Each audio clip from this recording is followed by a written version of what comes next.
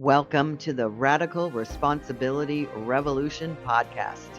This is where we are transforming lives, inspiring you to reclaim your health, your wealth, and the power of your mind. Here we share actionable insights, inviting you to turn inwards and design your life of purpose and abundance. Welcome back to another episode of Radical Responsibility Revolution. And today's episode is a little different, and I'm really excited about it because today I have a man on the show. And before anyone says, well, duh, let me explain why that matters.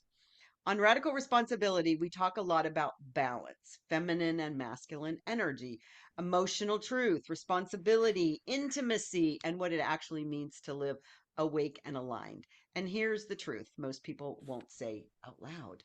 Men haven't exactly been given a safe or honest roadmap for that conversation. So today's guest, Jon Kohrs, is one of those rare men who is willing to go out there into the messy middle, into shame, into love, into fatherhood, even into addiction. So, I've been there, into Mm. spirituality, and into what it really means to be human without the mask. Jon is the author of Horribly Lovely. I can't wait to talk about this. A raw, poetic, deeply vulnerable book that reads like a window into the inner world of a man doing his best to wake himself up, not as a guru, not as a hero, but as a real, flawed, self aware human being. This is a conversation about masculinity, femininity, shame, intimacy, fatherhood, spiritual bypassing, redemption, and what happens when we stop pretending we have it all together. And Mm. honestly, this is the kind of conversation the world needs more of. So let's dive in. Jon, welcome. I'm so excited to have a man on the show. Mhm. The first question I want to ask you is you said something to the effect of emotionally attuned, self aware men are surprisingly rare from inside of a man's body and mind. Why do you think this is? It's kind of a juxtaposition. I think there's a lot of men that have those feelings. I think it's just they want to be intimate. They want to share what's happening. There's pain, shame, uh, deep down. It's just there's not a space that they feel safe to share that. Even in my journey, I would probably count 4 or 5 men I've found that I felt like there was this resonance we could have those conversations. And I don't think it's because there's only 4 or 5 men out there. I think there's a lot. I just think there's this re-education, there's this unlearning of what they thought intimacy was and a relearning of what that is. Uh, I think it's hard to find teachers though that go through that process Hmm. of helping you unlearn and relearn as a man what is intimacy beyond just this idea of physical romance or these expectations you're supposed to do as a man with society in a relationship. I think it's hard to find teachers that help you relearn what that is. So, do you have a take on what that might look like going forward? Because I teach Oh about wow, yeah. feminine energy and it's the balance of the feminine and the masculine for men and for women. And this whole notion of intimacy is a feminine energy genius quality. And yet there's not a teacher. I'm sure there are. They're not bioavailable at this point. What is a vision that you could see to allow that to unfold in a different way? Because men are, they're struggling with their masculinity because they don't know how to incorporate this. Yeah. Yeah, that's a huge question. Something that does teaching and education, facilitation. This is something I think about a lot. I think at a high level for me, I mean, I could probably only speak to my experience. At a high level, it's like, what is a re-education in love? And how do we be in love? And what does that really Mm-hmm. mean? And I think love is a wonderful teacher that is always trying to help you to be and realize your Wow. whole. And I think underneath that, like you've got to be in relationship to experience love and work through that. I think my greatest teachers have been my relationships. They've taught Mm-hmm. me about like who are women, what is the feminine, but who am I, and how do I find that balance? When they are really being whole themselves, it feels like I have permission to meet that energy. So I think underneath that, it's how do we be in relationship? How do we really understand the dynamics of how do we be in that space? And then for me, what I tell a lot of guys, and I'm not a coach, I'm not a guru. This is just Yeah. my own. I think, and this sounds weird. Even I have like a little anxiety even saying this on a podcast, but it's like I believe I have to find my inner feminine, because Yeah. there's a wholeness there. There's a balance that she's trying to teach me inside. Yeah. There's a soulful aspect of that, and I Hmm. can't outsource that to a relationship. Right. Like I've got to find that balance of my own femininity or masculinity, and how do they integrate into something. I've got to go on that journey. Yeah. And I think relationships are a doorway into that, into allowing that feminine in the masculine to emerge. Yeah. And there's a lot of qualities. There's a lot of qualities to that. And I think it's different for each person.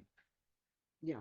I actually had a spiritual teacher one time. She gave a talk on relationships are grist for the spiritual mill. In other words, Mhm. every relationship that we have in life is refining us if we allow it. And what Yep. it appears that the world is doing, or at least that's my observation, because they're the loudest, it doesn't mean that I believe that's actually what's happening on the planet, is that there's a pushing away of these relationships, whether the relationship be in a romantic sense or a friend sense or a family sense or just your neighbor sense. There is this pushing away of these relationships that we don't agree with. So, taking that idea of love, because love is what's going to allow this to Mhm. heal, whatever that looks like for any individual. What is the best wisdom that you have learned about this idea of love, bringing it into a relationship to allow it to refine us, to break us down, if you will, to see ourselves? Because that's what the grist is. It's refining Mhm. us, it isn't refining the relationship. Yeah, it's a great question. Um, for every relationship I've ever had, um, I've I've written down during, who is this woman in front of me? Like why do I really appreciate who she is beyond just maybe an unconscious projection? But then like who is who is this woman reminding me that I am, that I've Hmm. forgotten? And then I do a third one. What is my shadow? What is the thing that's Hmm. triggering me that I didn't see that I've got to come to terms? So I've kept that for like 15 years. Hmm. And it's like this unconscious draw. I just keep doing it. So each relationship, and my therapist helps me with this. Like Yeah. relationships are supposed to be soft eventually and hold, but Yeah. a lot of my early relationship experiences were that. I say it was like a rock on a stormy sea that I was shattering myself against. It's like I was this teapot that thought it was already whole, and I am whole, but I didn't know my wholeness, and I had to take that teapot and shatter it against a rock, to say, who the heck am I really? And Hmm. can I really see the other, beyond just my projection or transference or image or persona or ego? I think there was a lot. I think one of the first ones that really touched me, it was a really simple one. This is the one coming to mind. I was going through a divorce. I had moved out. I was in a lot of addictions. I was drinking heavily. And if it wasn't one addiction, I was moving to the next one or the next one. If it wasn't alcohol, it was shopping. If it wasn't shopping, it was work. If it wasn't work, it was trying to find a relationship. And, I was lucky to still be in a relationship that is very short. It was only 2 months. And I still, not guilt. I just have sadness for not being very conscious in that Hmm. relationship.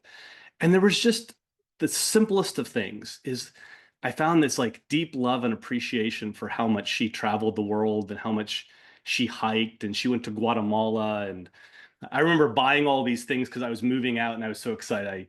Like, no clue, very clueless, unconscious Hmm. guy. And I bought this camera, and of like the 10 things I rattled off to her on my shopping list, she spotted that and she said, I love that purchase. That's great. I'd love to go exploring with you.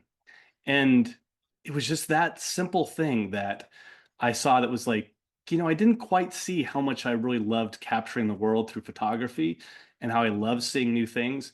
And it was that little spark that kind of brought me back to wait, there's something more that I am and something I'm not sharing. And I know that sounds like a really simple story, but Mm. it's these little tiny beautiful moments where love was trying to, deconstruct, reconstruct, shatter me, bring me back, like kintsugi teapot me into, we're not going to let John escape from who the heck he really is. Um, Yeah.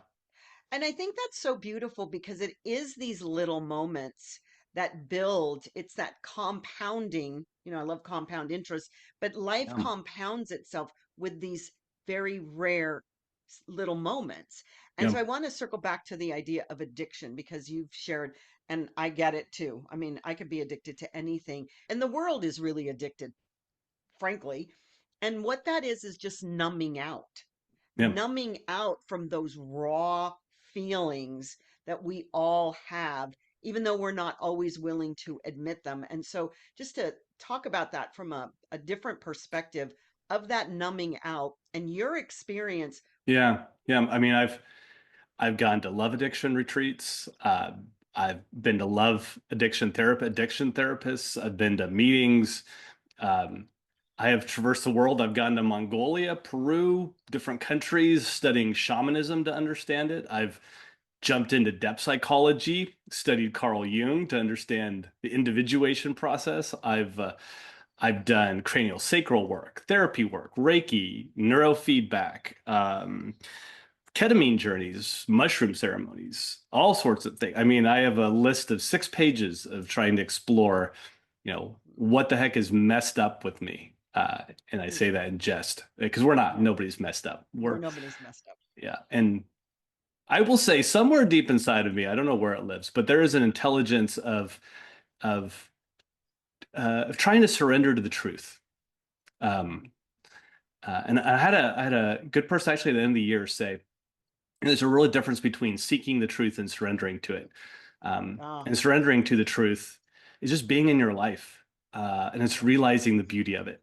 So, how does addiction fit in with that? Well, Britt Frank, I'll throw a call out for her. She has some really good books on addiction. I follow that, and Pia Melody, her work. She's a kind of an addiction retreat. I really do see addiction uh, as a really kind of unconscious way to help your nervous system and brain. It's a way to forget. It's a way to numb out Mhm. until your system is ready to process a traumatic event. There's part of me frozen in time at different ages. Um, and we talk about trauma as sometimes it's like, what is your trauma? It could be as simple as like for me, getting lost in the airport when I was 4 or 5 years old and not knowing what was happening. And I don't remember that memory, but somewhere in me I do. And Mhm. there was a realization of like, where's mom? Where's dad? Okay, I've got to go figure this out. Um, there's hundreds of little moments that can cause us to be stuck in time and to have so Mhm. much overwhelm to our system that we need a pause. It's like we need our own like time stalling device where we can hit a button and everything stops for a little bit until we're ready to kind of jump back into life and feel things. And I think instead of fighting addiction, there is an intelligence to it. If we can start to sift through where we paused and where is the truth of our lives underneath of that. Um, for me, underneath that, I think there's this compounding shame that happens. It's not necessarily the addiction that's compounding. It's this feeling of shame that's way down there. Mhm. That a lot of times that's the hard thing, especially in men, to come out and Yeah. talk about. Um, to feel less than a man. I mean, we're taught to be hard and strong and resilient and dependable. And, um, at least in my generation, there's a warrior spirit of you got to show up. So to talk about pain, to talk about shame, to cry, like, it's a really hard thing to do. It Yeah. makes you almost compound that shame to feel less than a man at sometimes. So, Yeah. Yeah. So I want to talk about that because I talk about this with women a lot that we got a playbook of how to be successful in the world, how to behave. And sometimes I diminish the same playbook that men received because this outlines our roles. Yeah. And it's fascinating to see the different generations of how those roles are perpetuated. And in today's world, I believe that it's very confusing for men Yeah. because there is an older playbook that maybe the parents had. It's not relevant. It's so fascinating that that's not the whole beingness. And especially in today's world where we can incorporate this feminine energy. Feminine energy is communication, it's connection, it's intuition, it's flowing. So, where is the disconnect between men's playbook and what they perceive as this feminine energy? Because it isn't about being weak or female, it's about a different energy. Hmm. Yeah. I think from my own experience, I think the first thing is that there's a form to it. There's structure. There's more than what you think. You're not this guy that needs to have a purpose, a guy that needs to shoot a buffalo, a guy that needs to make a lot of money to make sure his family's safe. Like there's this like religious trapping, a societal trapping, family trapping, an ancestral trapping. Yeah, There's so many layers to that. But yeah. I think if you can break all that down, you can get to, hey, inside of everybody, there Hmm. is a feminine part. There is a soul to you. There is a Hmm. psyche. There's an ego. There's a masculine energy. There's an essence. And yeah, I think people have explored these psychological terms, but we don't have like a structured, real way to talk about this. I mean, I would have loved when I was a kid for my dad to say, hey man, you're making your bed every day and you're doing art and man, I can see how Hmm. you can pick up on all of our energy and you're absorbing so much of this. And so I see this feminine quality of you of just being really in tune.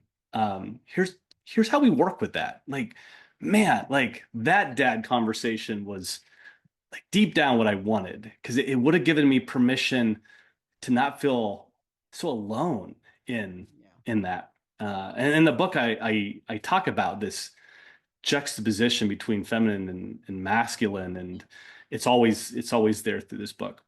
So I think there's an education about the realness of the parts and how you work with it. And Hmm. feminine doesn't mean that you're a woman, and feminine doesn't mean there's these universal divine feminine characteristics. Feminine is this like balance of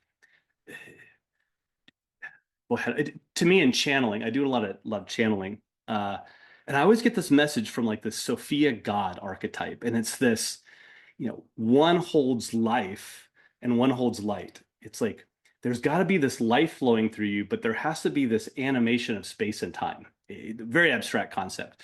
But if I think about how that lives in me, it's where does this masculine hold space for me? And where does the feminine inject life into me? Um, Hmm. and it's got to be my own balance, and I've got to go on my own journey to surrender to that truth. So Yeah. I don't know if that helps, but it's Yeah. those conversations. A couple men in my life we have, definitely not as a child. Um, didn't even understand any of that existed. Well, exactly, because it's not something that's taught, number one, in school, let alone in families. And as you said, it's generational because it's been passed down for generations, Yeah, these modalities that we are supposed to be living in. So, speaking of your book, let's talk about how that came to be. Who were you when this downloaded into you, and what has happened to you as a result of that? yeah, yeah. It was a really hard time in my life. I was married, boy, it was probably 20, sort of 9 years. So it would have been 2015, 2016. Marriage was falling apart. Had two kids, um, having affairs. Everything kind of came out in this truthful moment. And it was like one of many rock bottoms. Um, and I just, I remember we had a third child on the way, and I'm remembering it now. I can feel how bad that felt. It just, oh man, it's hard to talk about as a guy because there's this ultra responsibility I felt of that version of John that was like, how did I fuck all this up? And how am I this bad and evil of a person? It wasn't until later that a lot of the affairs, I am responsible. But there was this constant attunement to women that were hurt or hurting. And it was because of my mom's abuse and what she went through. And I just an immediate attunement. And I could just feel this thing that was needed so it could be present with me finally.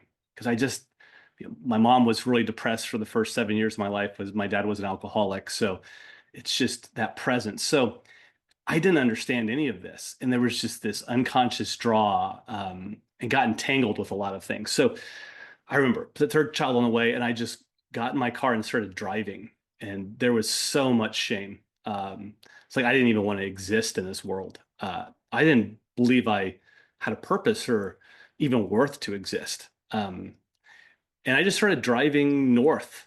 And I remember my ex-wife called me and said, "Where are you?"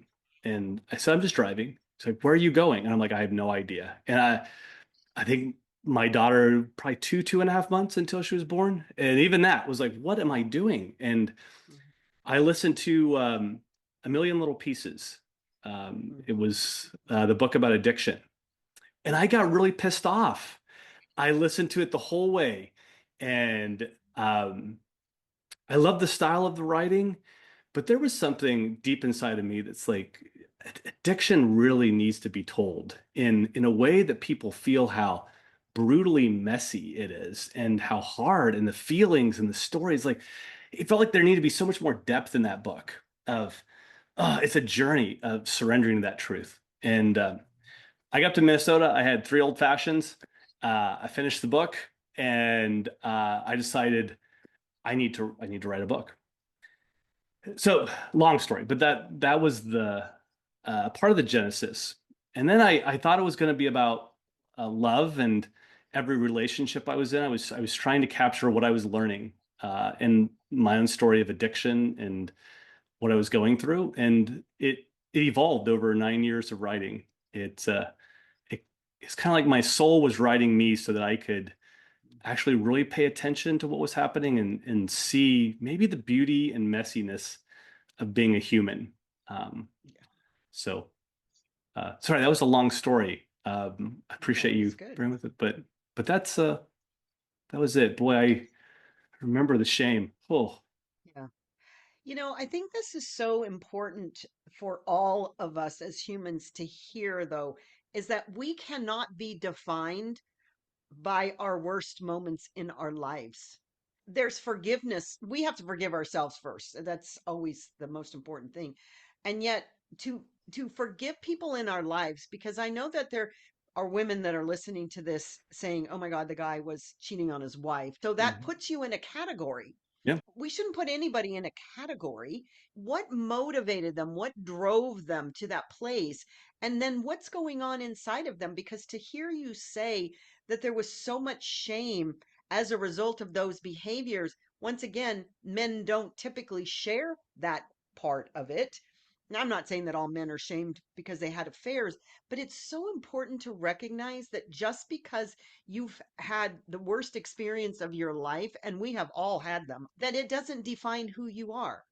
Hmm. There's always that recalibration or that desire to do something different and become a more a better version of yourself. So I love that you shared that story, and I want to talk about how that then for 9 years you just explored yourself as a result of that. Books are so cathartic. So talk Hmm. about that portion of writing, people to know that journaling, getting it outside of you, is so important. Yeah. Yeah. For me, we can kind of keep tapping into the shame and addiction and those two forces. I had a person once tell me that like shame is the way you become human. And I've been wrestling with that. And I'm more of kind of a positive on that versus negative. Because like deep inside of you, that shame is the hardest thing to share. There's something underneath that shame of being free. and Mhm. seeing the absolute truth of who you are through these experiences. It's Exactly. not that, oh, you had an affair and this and this and this and this. I mean, I could give you 1,000 levels of digging through my 8-page sheet of inner work of what I've learned about Yeah. myself. It's like that shame is a doorway if you can enter it into surrendering the truth. Uh, and it's kind of like a journey into the underworld through hell. And and I think that's hard to get out. And writing is a way to do it in an artistic quality. It's like, how can you take this transformation of opening that door and allowing it to come out, but get expressed through all these layers of what's really happening? Um, um, Relationship, we were just hanging out and we kind of dozed off, and I'll never forget this moment. I just jolted awake, like a lightning bolt had zapped me, and she popped up. She said, "What just happened?" And it was like a nanosecond, and I was in this deep, deep, deep, deep dark hole. And my brother was like way up in the rafters, and he opened this little tiny door with some light. And he said, "John, open the door, open the door, open the door." And I didn't know what that meant for years. And even now, symbolically, I'm trying to wrestle with it. But it is like this deep, dark place of shame. How do you let light enter it and be seen? Mhm. Because there's something really, really beautiful in that shame. And for me, writing and more art and expression does it. Um, People Yeah. thought I was a little crazy for the book. They're like, you really shared everything. Like you could have just Mhm. written a fairy tale or like fictionalized it.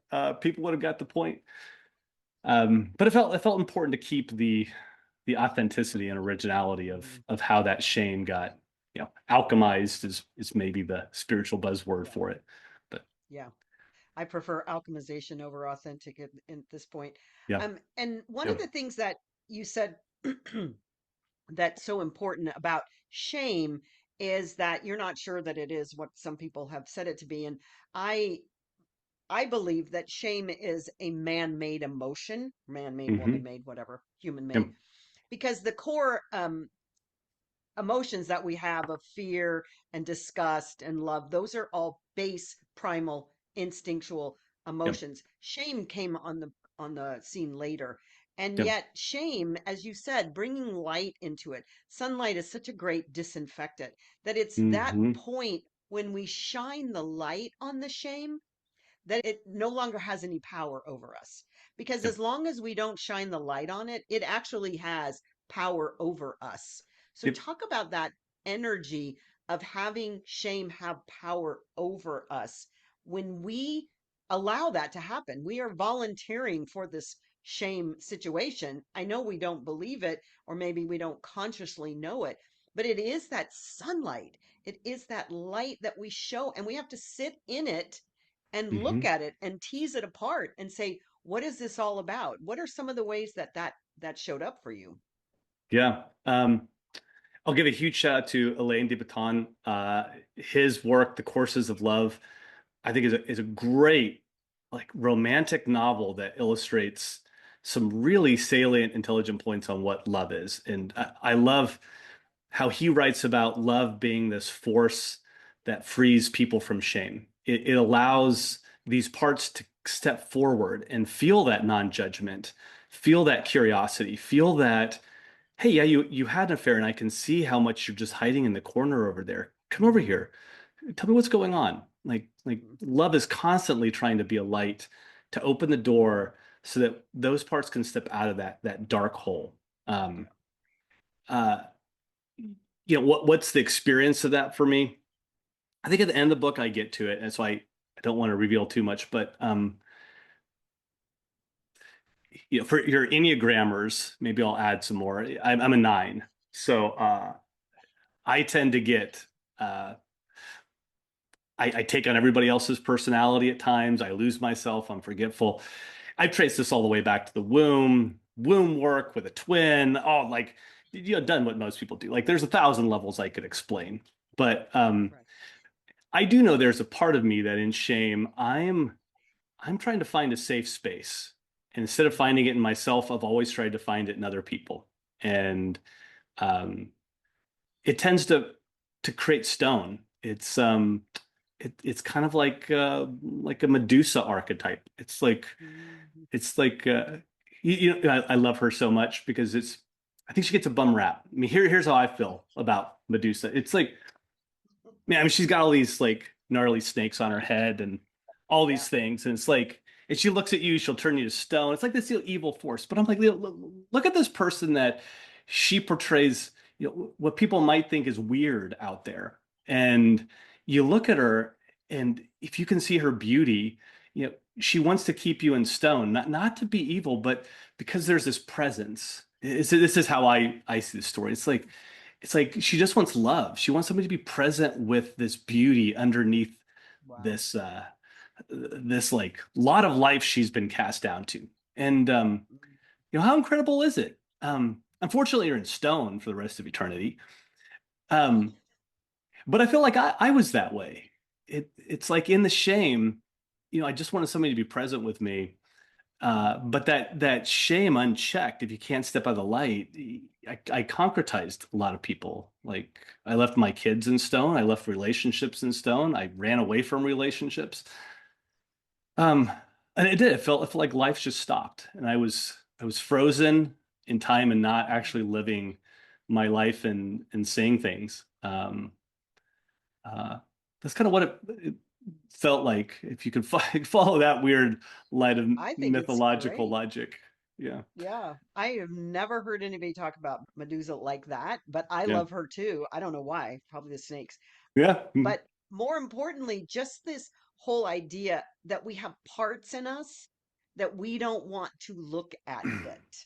Yeah. And that is why that's so beautiful that we can bring those parts out and then let that love just embody it. That's such a beautiful Yeah. metaphor. I love it so much.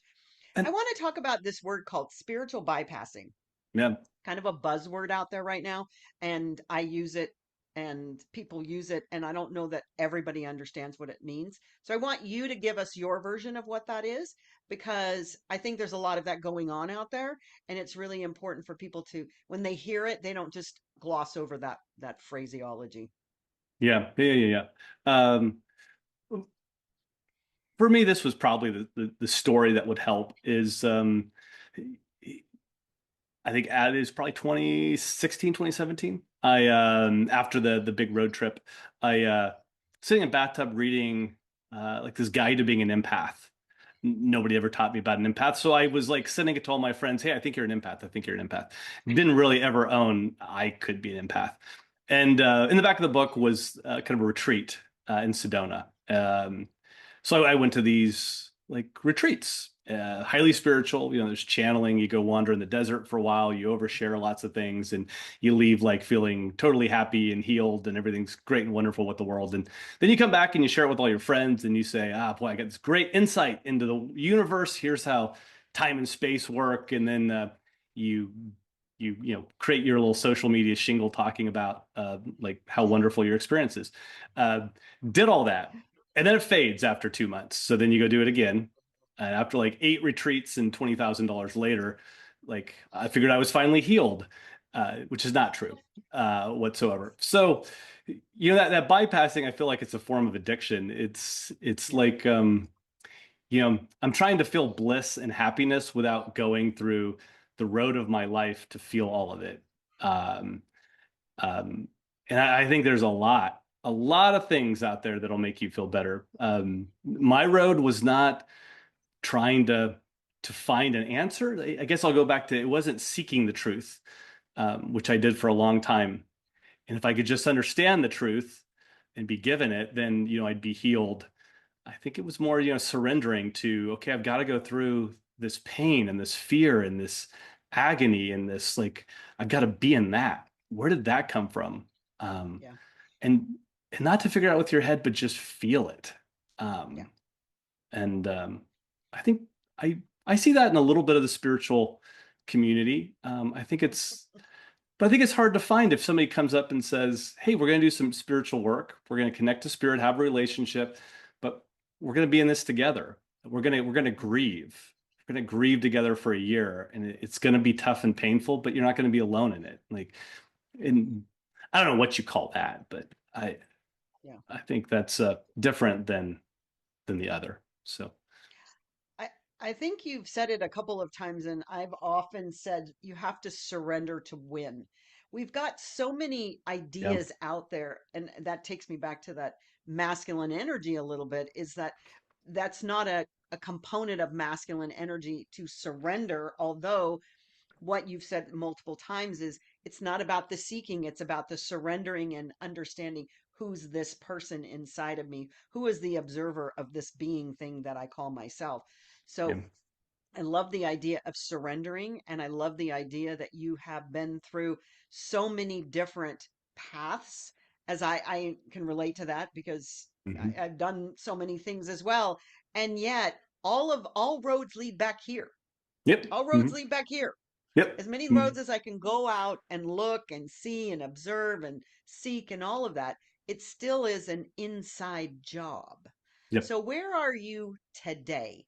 Who are you in this moment? And how are you, besides the book, sharing your wisdom with the world?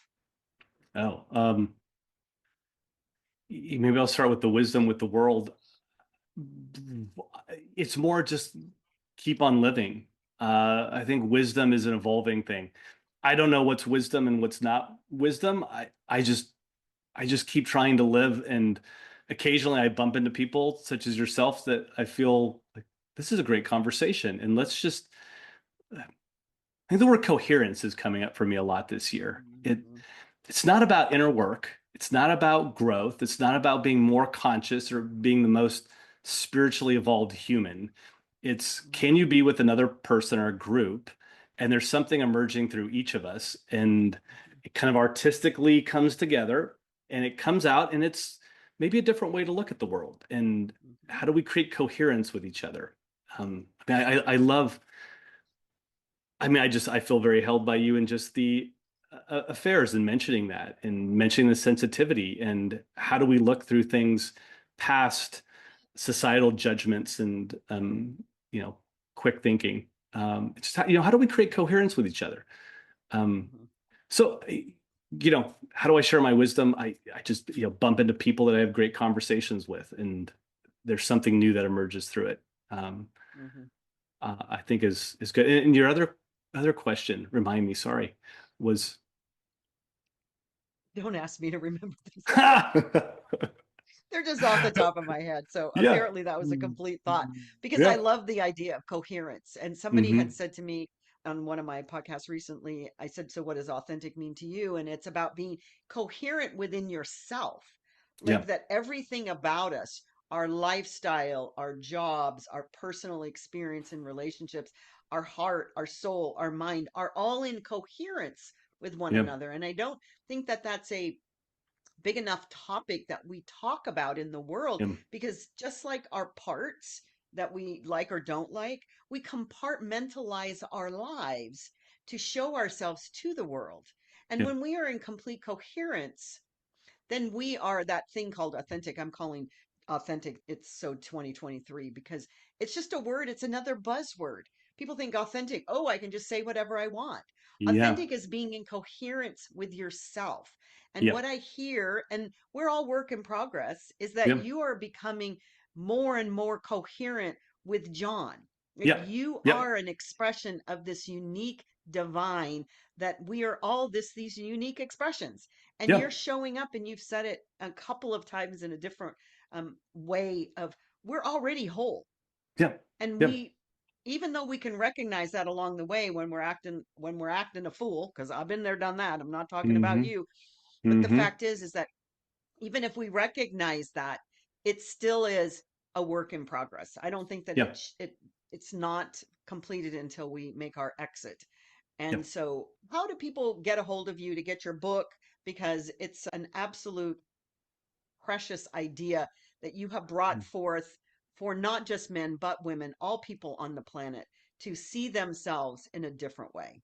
yeah, yeah. Let me do that, and I want to talk on one point of I just brilliant, and I love what you said. It's just so crisp and clear, and I love how you articulated um, this journey to remembering your wholeness. And I've shifted the last 3 months into why do we call it inner work? Like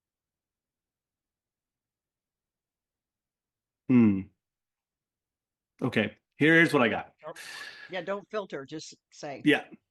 I got this is a year that increasingly it feels like people have come to a place of fear. Um, and there's a lot of instability, and there's a gift to that. Um, and and this fear is seems like a deeper fear of people being themselves. And I get a maybe this is the year where we finally separate enough from each other and we stop getting into like right versus wrong and they did this and they did this, and to separate to a place where we can actually see each other in that fear, um, actually hold people and what's going on, and what is the fear of themselves that's really trying to come through. It feels like we're gonna have a real opportunity this year to it's really like to be interconnected with each other in a new way. To actually be able to kind of see each other in what was the word? Vujade. It's the Deja vu? opposite of yeah, it's the opposite. Like Oh, deja Vuja vu is Day. yeah. Oh, So I don't know. this just came to me. Deja vu is the word of you see something and it looks so familiar. Yeah, It's happened a you think thousand you've times. been there. So Yeah. the opposite of Vujade, where we can see one another. I can see Debbie, and I Hmm. see her brand new every single time I see her. It's Yeah. like seeing a person fresh. Like, can we get to that point with each other where we can say, "Hey, I'm separated from you. I see you differently, and I'm not going to put on these same glasses Mm, anymore." Like that would be a wonderful 2026 in yeah. this year of the horse of Yeah. freedom and Yeah. yeah, yeah, Yeah. yeah, I love that. That we see each other anew every time we see each other instead of bringing that projection that we yeah, are just reflecting ourselves. yeah. Wow. That'd be great. Beautiful. Awesome. Thank you so much for being such a beautiful, insightful guest. And I look forward to having you on again because I want to Yeah. hear how your life is going. This is so exciting. So thank you again for being our guest. Yeah. Thank you. Great. It's just wonderful. I love how you see the world. It's a pleasure being on your show.